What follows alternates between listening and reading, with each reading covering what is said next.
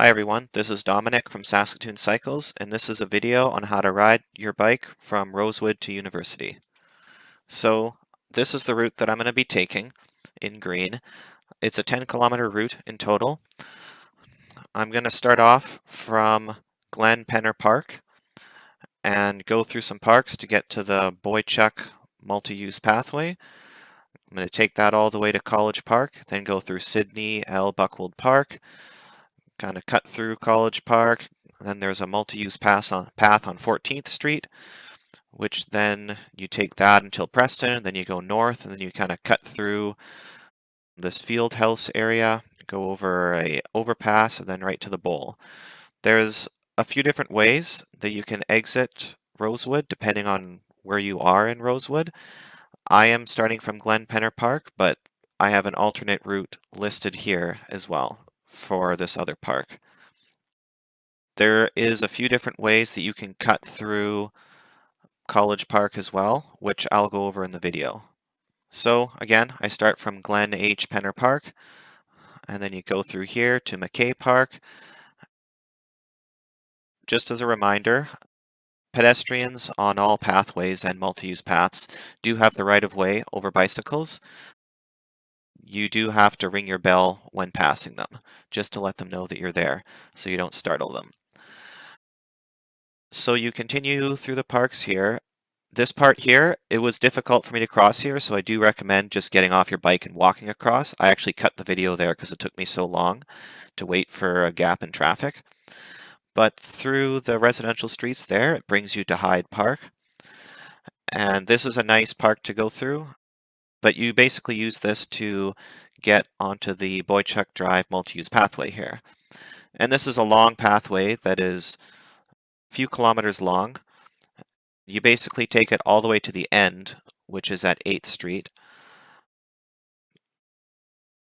Brings you into College Park, and then you just go directly on the road. Once you get up to there, the road isn't so bad, so the lack of a multi-use path isn't that bad. But this is where the path ends, so then you just kind of got to watch when you go onto the road here. And then you got to make a left turn into a back alleyway, which will then put you into Sydney L. Buckwold Park here. And then you kind of cut through onto the paths. You'll come up onto McKercher Drive up here. This is really the only place to cross McKercher Drive safely, because you can press a button right there and then cross the road. It will put a red light for cars. And then on Mount Allison Crescent here, there is a back alley that you can cut through here, right next to a school, and then there's this Desire Path. So it's an unofficial path, but it's popular enough that it's right in the ground. The thing about that path, though, I'm just going to rewind here, is that if you're biking in the winter, that path will not be passable. So there's an alternate route. Right after crossing McKercher Drive, you can immediately go into a back alley here to get onto this other street here.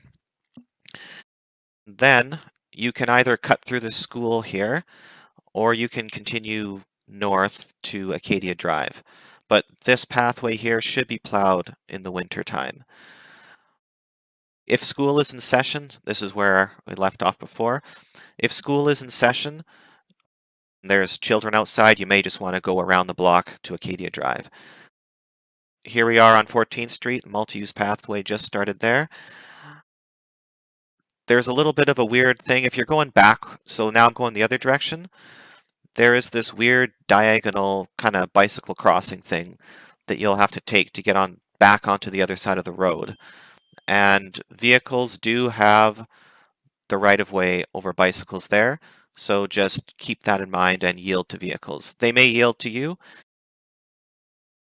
Do use caution when crossing there. I did wave a couple vehicles across when they were waiting for me, because it's not clear to people driving that bicycles do not have the right of way. Here's Preston. You can cross that, and then you head north on the multi-use pathway. Instead of going all the way north on this path, I actually kind of cut through this area here. Basically, what I'm doing by going through here is I can take the pedestrian overpass over College Drive instead of waiting for a traffic light. And this is also safer because you don't risk getting hit by a car crossing College Drive. It is kind of steep though. Yield to pedestrians when on there. And then once you get through there, you're in the bowl here. That is the main way on how to ride your bike from Rosewood to the university. If school is in session, the alternate route that you can take is to just go north here on Acadia Drive and just around the block. It does take a little bit longer, and Acadia Drive is a little bit busy at times, but if school's in session, you probably don't want to be riding through a bunch of kids and scaring them. That is how to ride from Rosewood to the university.